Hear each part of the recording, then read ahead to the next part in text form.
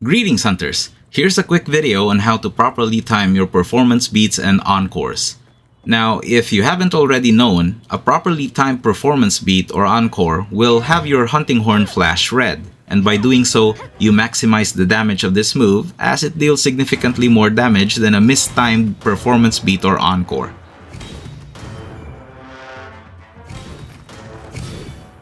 So how does one time it properly?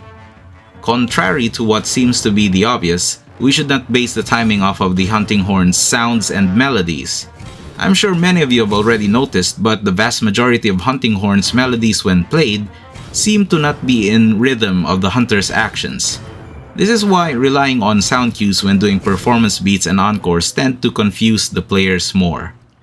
To prove my point, I'll do a successful performance beat and encore combo perfect input while my game is on mute.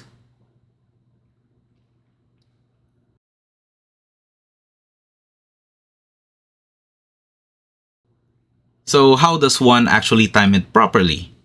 Well, the trick is by looking at something that actually goes with the beat of the hunting horn's attack timings, and that is simply your hunter's movement. Take note how your hunter always does two-step shuffles in between the attacks. You time your button press simply with the second step.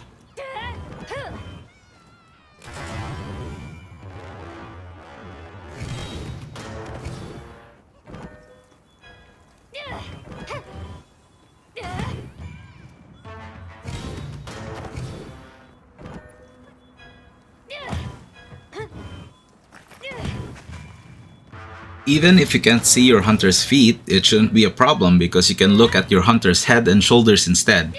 You time the press on the second bounce.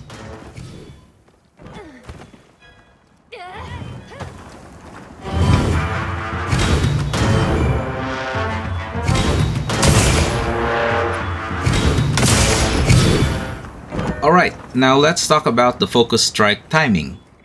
When we do a focus strike on the wound, we can input in 5 notes, and when timed properly, your hunter will do an additional attack at the end of the animation which does a hefty amount of damage. The trick to timing all 5 beats also requires us not only to ignore any sounds that we hear, but also to ignore a lot of unnecessary visual cues that aren't actually there. The most important part is to simply time the very first strum correctly. And this much is quite obvious because your hunter is exaggerating their movement for you to see. After that, you can just rhythmically count to 5 and get all inputs correctly. Ready, 1, 2, 3, 4, 5. And to prove my point that you don't need any unnecessary visual indicators, I'm going to point the camera away from my hunter. Even so, your hunter's movements are still very exaggerated that you could see the first strum coming. Ready, 1, 2, 3, 4, 5.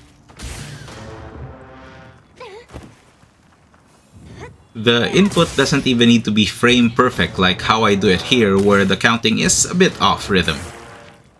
Alright, so on the topic of note inputs, I'd like to point out the issue that doing double note inputs is near impossible right now because the game requires you to do a frame perfect input of triangle and circle at the same time, or else it won't register properly. Currently, I have a very flimsy workaround for console players and an actual solution for PC players.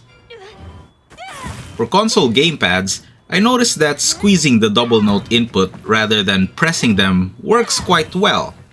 I also noticed that spamming the down button prior to doing the note inputs helps the game reset its input reads and helps with the double note issue.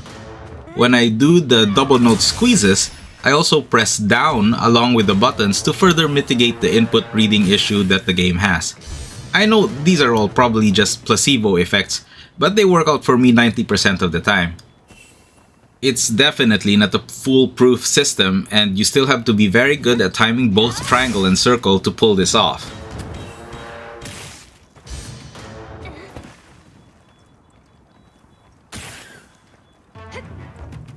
And of course, this is even harder to pull off when you have a focus strike timing to think of. So it's definitely unacceptable for Capcom, and they should just fix this ASAP. But hopefully, this workaround should at least help you out. Luckily for players playing on Steam, the solution is quite easy. We simply need to take advantage of the built-in Steam input functions, and I'll show you how. There are several ways to do this, but my preferred method is by binding the square button to function as the double note input whenever I have the focus button held.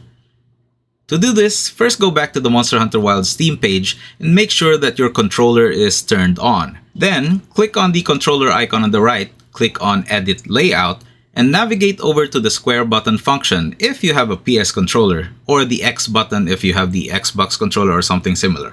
Then you want to add an extra command under this, and bind that to triangle. After that, you want to add a sub-command and bind that to circle. Next, you want to access the gear icon and change the regular press command to a button chord command. After that, you go back to the gear icon once again, and you select settings, and then you can pick the chord button of your choice, which should be the focus aim button. Depending on whether you set the game to swap the shoulder buttons with the trigger buttons, you will choose either the left trigger or the left bumper within the options. By default, you should choose the left trigger, as this is the default focus aim option. Now, whenever you do an echo bubble or a focus strike, all you need to do is hold the focus aim button and press square if you want to input the Note 3 command without any issue.